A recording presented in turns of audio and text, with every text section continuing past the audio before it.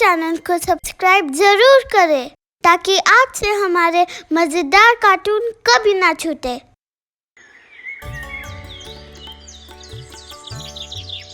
रीना 16 साल की लड़की थी और अपने पिता पंकज के साथ रहती थी। पंकज के पास एक घोड़ा था जिसे रीना बहुत प्यार करती थी। खा और खा, अच्छे से खा, क्योंकि तेरा पेट भरना चाहिए। तेरा पेट भरेगा तभी तो तू काम कर पाएगा और हमारा पेट भर पाएगा। वैसे भी तू भूखा रहता है तो मुझे अच्छा नहीं लगता। हाँ मेरे घोड़े, खा, अच्छे से खा, जितना खाना है खा। पापा, यही तो मेरा प्यारा है। अब आप भी ऐसे कहेंगे तो मुझे अच्छा नहीं लगेगा। अरे मैं तो तारीफ कर रहा हूँ, इसी की वजह से तो मैं घर चलाकर तुझे बड़ा कर पाया हूँ ना, वरना कहाँ वो हाथ घड़ी खींचते खींचते शरीर का तो दम ही निकल जाता था। हाँ पापा। अच्छा पापा, मैंने तुम्हारे लिए खाना रख दिया है, रास्ते में खा लेना। ठीक है बेटा। पंकज अपना तांगा लेकर स्टेशन पर तांगा चलाने को निकल जाता है। स्टेशन पर ही मदन भी तांगा चलाया करता था, लेकिन वो पंकज से बहुत जलता था क्योंकि पंकज की कमाई अच्छी होती थी, जबकि बहुत कम ही लोग मदन के तांगे पर बैठा करते थे। आइए, गांव तक सिर्फ 20 रुपए में। नहीं, मैं तुम्हारे तांगे पर नहीं बैठूंगा। तुम्हारा तांगा बहुत धीमा चलता है। मैं तो पंकज के तांगे पर जाऊंगा, उसका तांगा बहुत तेज चलता है। सेठ पंकज के तांगे पर चला जाता है। मदन पंकज से बहुत जलता था और उसके बारे में बहुत बुरा सोचता था। बताओ, सारे के सारे ग्राहक ये पंकज ही ले जाता है। मेरे तांगे में तो मुश्किल से ही कोई बैठता है। इसका तांगा गड्ढे में गिर जाए तो कुछ लोग तो मेरे पास आए। इसी तरह पंकज का जीवन चलता रहता है। एक दिन पंकज बीमार पड़ जाता है और तांगा चलाने नहीं जा पाता। बेटी, मेरी तबीयत खराब होती जा रही है। अब तो टांगा चलाने के लिए शरीर में हिम्मत ही नहीं लग रही है। हाँ, लेकिन ऐसे कैसे घर चलाया जाए फिर? पापा, आप चिंता मत करो, कुछ दिन में आप ठीक हो जाओगे, फिर तांगा चला लेना। लेकिन बेटी, ये डॉक्टर की दवाई अभी तो बड़ी महंगी है। कब तक बिना टांगा चलाए काम चलेगा? लेकिन जब तक चला सकते हैं तब तक चला लेते हैं ना पापा, क्या दिक्कत है? अभी आप अपने स्वास्थ्य पर ध्यान दीजिए। इसी उम्मीद में पंकज के दिन बीते जाते हैं, लेकिन उसके स्वास्थ्य में कोई सुधार नहीं आता। तब रीना सोचती है, बेटी रीना, थोड़ा मुश्किल होता जा रहा है गुजारा करना। अब बिना टांगा चलाए काम नहीं बनेगा। कल से मैं टांगा चलाने जाऊंगा। हाँ, मैं जाऊंगा कल से। नहीं पापा, आप नहीं, कल मैं तांगा चलाने जाऊंगी। अरे नहीं, तुम क्यों टांगा चलाओगी? क्यों पापा, मैं क्यों नहीं चला सकती तांगा? सिर्फ इसलिए कि मैं लड़की हूँ? मैं तांगा चलाऊंगी और आपकी सेवा भी करूंगी। अरे लेकिन तुम्हें टांगा चलाना आता ही नहीं है ना बेटा? ऐसा किसने कह दिया आपसे पापा? ये मेरा घोड़ा है और मेरी हर बात समझता है। ये मेरे बिना कहीं नहीं हिलेगा। रीना तभी घोड़े को आवाज लगाती है। घोड़ा तुरंत दौड़कर रीना के पास आ जाता है। देखा पापा? हाँ, देख लिया। तू कल से इसे लेकर जाया करना। अगले दिन रीना तांगा लेकर स्टेशन पहुंचती है। तभी मदन उसे देखकर कहता है, अरे वाह, बाप नहीं आया तो बेटी आई है। अरे तुझे तांगा चलाना आता भी है? कभी घोड़े पर बैठी भी है तू? कभी पकड़ा भी है तूने उसका पट्टा? रीना कोई जवाब नहीं देती और मदन उसे गलत बात बोलता चला जाता है। अरे भाइयों, देखो देखो, अब लड़कियां भी टांगा चलाएंगी। पहले इनके पापा चलाते थे, वो तो सही चला नहीं पाते थे। अब देखो, ये चलाएंगी तांगा।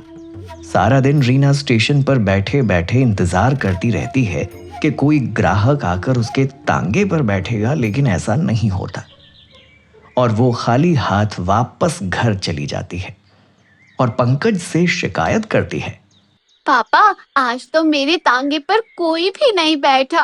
पहली बार मैं तांगा चलाने गई थी और एक भी ग्राहक नहीं आया। मेरी बेटी, अरे ऐसे थोड़ी ना ग्राहक आ जाते हैं। तुम नहीं हो तुम्हें ग्राहकों को खुद बुलाना पड़ेगा। आइए आइए, गांव जाइए सिर्फ 20 रुपए में, ऐसा कहना पड़ेगा बेटी। तुम नहीं बुलाओगे तो ग्राहक मुश्किल ही तुम्हारे पास आएगा, है ना? लेकिन वो मदन मुझे बुरा बुरा बोल रहा था कि मुझे तांगा चलाना नहीं आता है। मुझे उसकी बातें सुनकर इतना गुस्सा आ रहा था कि मैं उसको डंडे से मार दूं। ठीक है, कल से तुम एक डंडा लेकर जाना। और अगर मदन कल तुमसे कुछ भी कहे तो तुम उसको डंडे से मारना। और कोई बात हो तो वहाँ एक काका की दुकान है, उन्हें बुला लेना। हाँ, ठीक है पापा।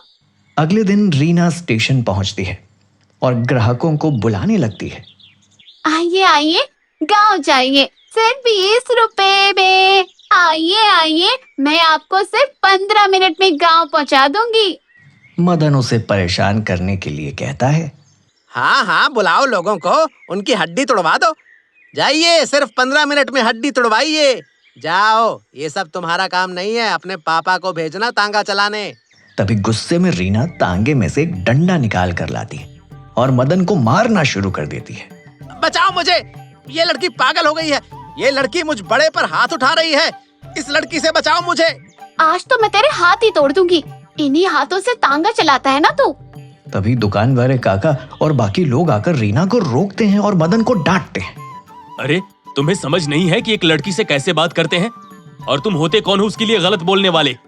मैं तुम्हें 2 दिन से देख रहा हूँ। अगर आज के बाद तुमने रीना को कुछ भी कहा तो मैं तुम्हारे तांगे के संग गांव से बाहर निकाल दूंगा। हाँ, सब जानते हैं किसका तांगा अच्छा है। तुम्हारे तांगे से गांव जाने में पूरा 1 घंटा लगता है, जबकि मदन के तांगे से सिर्फ आधा घंटा। ना तुम्हारा तांगा अच्छा है ना तुम्हारा दिमाग। कल से इसे बिल्कुल परेशान मत करना। मदन अपनी इस बेइज्जती से बहुत आहत हो जाता है। इस पंकज की बेटी की वजह से तो मेरी कितनी बेइज्जती हो गई। मैं इसका बदला लेकर रहूंगा। अगली सुबह मदन रीना के घर पहुंचता है। उसका घोड़ा बाहर ही बंधा होता है।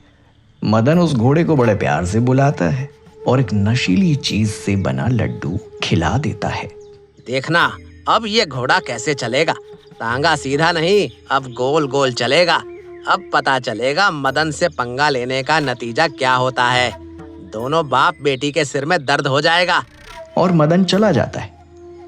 सुबह रीना आकर अपने घोड़े को तांगे में बांधने लगती है, लेकिन उसका घोड़ा उठने को तैयार ही नहीं होता और अभी भी नशे में ही होता है। अरे, खिलाया तो था तुझे और सारी रात तो सो लिया। अब और क्या चाहिए तुझे?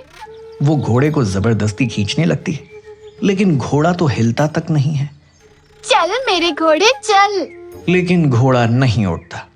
रीना पंकज से कहती है, पापा, घोड़ा नहीं उठ रहा है, अभी तक लेटा हुआ है। एक काम कर बेटी, उसके मुंह पे पानी से भरी बाल्टी मार दे। रीना घोड़े के मुंह पर एक बाल्टी पानी मारती है और वो खड़ा हो जाता है। इतनी देर से प्यार से उठा रही थी, तब भी नहीं उठा। अभी पानी मारा तो देखो कैसे बिदकता है। चल स्टेशन, काम पर चलना है। घोड़े को अब वो तांगे में बांधकर स्टेशन की ओर चल पड़ती है, लेकिन सारे रास्ते घोड़ा हिलता डुलता चला जाता है। रीना उसे बार बार संभालती है। अरे वाह, कहाँ जा रहा है? वहाँ रास्ता नहीं है, गड्ढा है। खुद तो गिरेगा ही, मुझे भी गिराएगा। हाँ हाँ, इधर चल, इधर। अरे तू फिर से दूसरी तरफ निकला जा रहा है। क्या सीधे सीधे तुझे रास्ता दिखाई नहीं दे रहा? घोड़ा इधर उधर चलता हुआ स्टेशन पहुंचता है। आइए आइए, गांव जाइए सिर्फ 20 रुपए में, वो भी सबसे जल्दी। तभी एक सेठ उसके तांगे पर बैठता है। चलो, अब जल्द ही मुझे गांव ले चलो। बस सेठ, देखना कितनी जल्दी पहुंचा देती हूँ। ये दिखने में घोड़ा है, लेकिन बिल्कुल गाड़ी की तरह भागता है। चल मेरे घोड़े। घोड़ा दौड़ना शुरू करता है, लेकिन अचानक ही गोल गोल घूमने लगता है। रीना उसे संभालने की कोशिश करती है। अरे क्या कर रहा है? सीधे चल, सीधे। गोल गोल क्यों घूम रहा है? क्या हो गया आज तुझे? अरे बचाओ मुझे, इस तांगे से बचाओ मुझे। अरे रुक जा, रुक जा। क्यों गोल गोल चक्कर लगा रहा है? अरे कोई बचाओ मुझे, रोको इस पागल घोड़े को। तभी अचानक से घोड़ा रुक जाता है। वो सेठ टांगे से निकलकर सीधा सड़क पर गिर जाता है। बहुत दर्द हो रहा है। जब तुम्हें तांगा चलाना नहीं आता तो तुम चलाती क्यों हो? तुम पागल हो। और भाई मेरी कमर में लग गई। मदन मन ही मन बड़ा खुश होता है।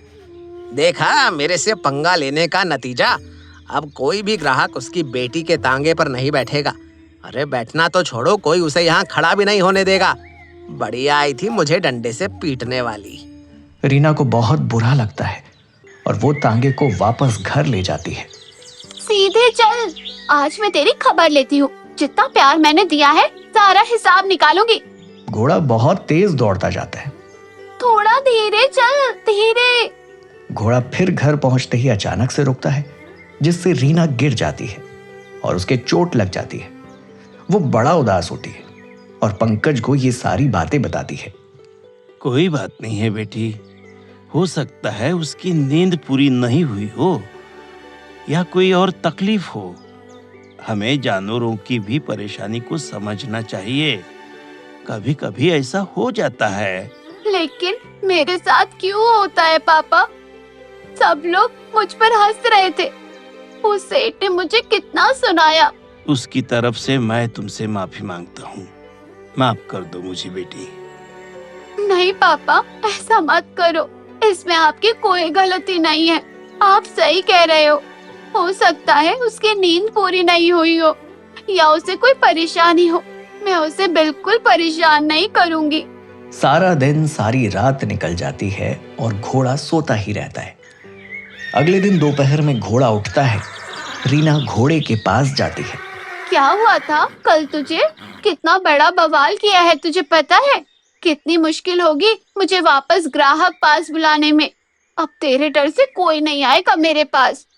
घोड़ा रीना पर प्यार जताने लगता है, जैसे कि वो उससे माफी मांग रहा हो। रीना भी समझ जाती है। चल कोई बात नहीं, तू तो मेरा प्यारा है। चल अब हम फिर से स्टेशन जाते हैं। रीना तांगा लेकर स्टेशन की तरफ जा रही होती है कि तभी रास्ते में मदन अपने तांगे पर दिख जाता है। जैसे ही घोड़े की नजर मदन पर पड़ती है तो वो फिर से भड़क जाता है और टांगे सहित मदन के पीछे भागने लगता है। अरे ये क्या हुआ तुझे? फिर से तो इतना तेज भागने लगा। मदन भी उसे अपने पीछे देखकर अपना तांगा तेजी से भगाता है। अरे ये क्या हो गया इसे? ये मेरे पीछे क्यों आ रहा है? अरे कोई बचाओ मुझे। अरे तेज भाग। अरे रुक जा, कब से समझा रही हूँ। वो स्टेशन पहुंचने वाले ही होते हैं। रीना का तांगा मदन के तांगे के पास पहुंच जाता है और डर के मारे मदन तांगे से उतर जाता है और स्टेशन के अंदर की ओर भागने लगता है। अरे क्यों परेशान कर रहा है मुझे? तभी रीना का घोड़ा पीछे से मदन को मारता है, जिससे वो दूर जाकर गिरता है। अरे मुझे माफ कर दो, अब से तुझे कुछ नहीं खिलाऊंगा। अब से किसी को परेशान नहीं करूंगा। सभी लोग उसका बचाव करने पहुंचते हैं। मदन की हालत खराब हो चुकी होती है, लेकिन घोड़ा अभी भी उसे मारने को आतुर होता है। इसी बीच रीना तांगे से उतरकर मदन को बचाने आगे खड़ी हो जाती है। घोड़ा रुक जाता है। मदन चिल्ला रहा होता है, कोई बचाओ मुझे। रीना उससे पूछती है, अंकल आप ठीक तो हो? अभी लड्डू वाली क्या बात कह रहा था तू? माफ कर दो मुझे रीना बेटी, जो मैंने तेरे घोड़े को नशीला लड्डू खिलाया। अब से ऐसा कभी नहीं करूंगा। लोग मदन की बात सुनकर सब समझ जाते हैं। अच्छा, तो इसके नशे की लड्डू की वजह से ही रीना का घोड़ा कल अजीब तरह चल रहा था। आखिर मैंने तुमसे कहा था ना, इसे और इसके घोड़े को परेशान नहीं करना। क्या खिलाया था तूने इसको? मैंने इसको एक नशीली दवा खिला दी थी लड्डू में। मुझे नहीं पता था ये ऐसा असर करेगी। लेकिन अंकल आपने ऐसा क्यों किया? अगर मेरे घोड़े को कुछ हो जाता तो? रीना बिल्कुल सही कह रही है लड़की। इसकी गलती की सजा इसे मिलनी चाहिए। अब से मदन यहाँ तांगा नहीं चलाएगा, और यहाँ तो क्या, पूरे गांव में कहीं भी तांगा नहीं चलाएगा। अरे भैया, मैं इस घोड़े के डर से गांव छोड़कर ही चला जाऊंगा। रीना अपने घोड़े को प्यार करने लगती है। घोड़ा भी समझ जाता है। दोनों घर लौट जाते हैं और रीना सारी बात पंकज को बताती है। रीना बेटी, पूरे का परिणाम अच्छे लोगों के साथ बुरा करने वालों के साथ खुद ही बुरा हो जाता है।